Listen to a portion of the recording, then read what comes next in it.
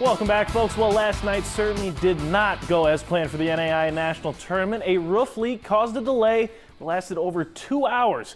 And the Dordt defenders, who were scheduled to tip off at 8 p.m., instead had to wait until crews were able to find at least a temporary fix. They ended up tipping off at 10:30. The game was an absolute shootout from start to finish, too. The defenders shot an incredible 64% from the field in the first and followed that up with a 75% shooting performance from the field in the second, and they would lead by 2 at the end of the half.